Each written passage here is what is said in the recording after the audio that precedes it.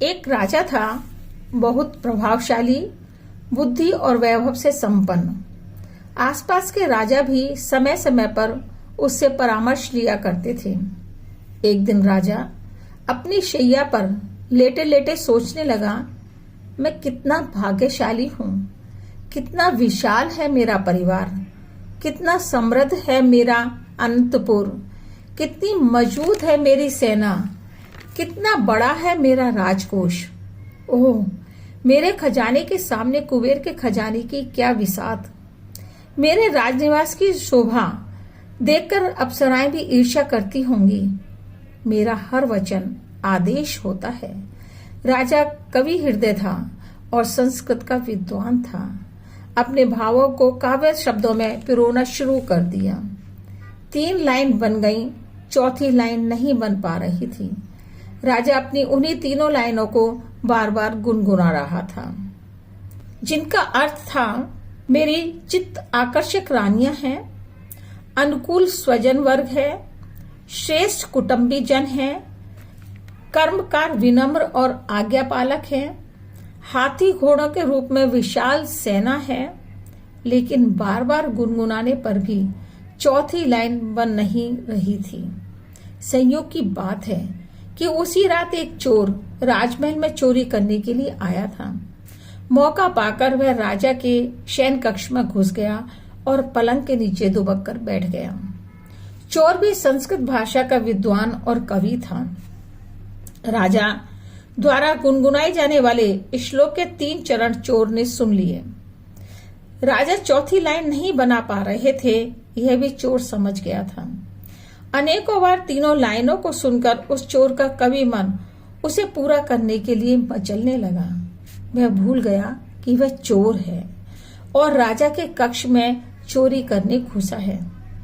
अगली बार राजा ने जैसे ही वह 3 लाइन पूरी की, चोर के मुंह से चौथी लाइन निकल पड़ी, जिसका अर्थ था, राजा, वैभव आदि सब तभी तक है जब तक आंख खुली है, आंख बंद होने के बाद कुछ भी नहीं है, अतः किस पर गर्व कर रहे हो।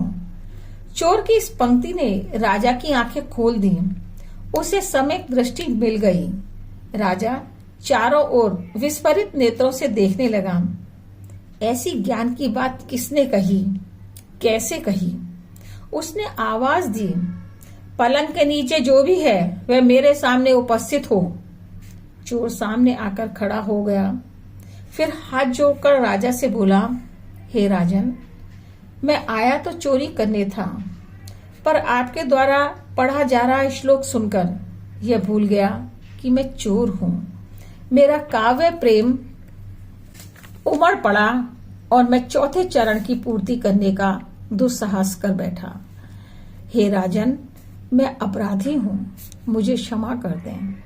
राजा ने कहा, तुम अपने जीवन में चाहे जो भी करते हो, इस क्षण तो तुम मेरे गुरु हो। तुमने मुझे जीवन के यथार्थ का परिचय कराया है। आंख बंद होने के बाद कुछ भी नहीं रहता, यह कहकर तुमने मेरा सत्य से साक्षात्कार करवा दिया। गुरु होने के कारण तुम मुझसे जो चाहो मांग सकते हो। चोर की समझ में कुछ नहीं आया, लेकिन राजा ने आगे कहा, आज मेरे ज्ञान की आंखें खुल गईं, इसलिए सुभश्य शीघ्रम, इस सूक्त को आत्मसात करते हुए मैं शीघ्र ही संन्यास लेना चाहता हूँ। राज्य अब तृण के समान प्रतीत हो रहा है। तुम यदि मेरा राज्य चाहो तो मैं उसे शहर देने के लिए तैयार हूँ। चोर बोला, राजन, आपको जैसे इस वाक्य से बोध पाठ मिला है, वैसे ही मेरा मन भी बदल गया है। मैं भी संन्यास स्वीकार करना चाहता हूँ। राजा और चोर दोनों ही सन्यासी बन गए। एक ही पंक्ति ने दोनों को स्पंदित कर दिया। यह है सम्यक दृष्टि का परिणाम। जब तक राजा की दृष्टि सम्यक नहीं थी, वह धन, वैभव, भोग, विलास को ही सब कुछ समझ रहा था। जो ही आंखों से रंगीन चश्मा उतरा, दृष्टि सम्यक बनी कि पदार्थ पदार्थ हो गया और आत्मा आत्मा।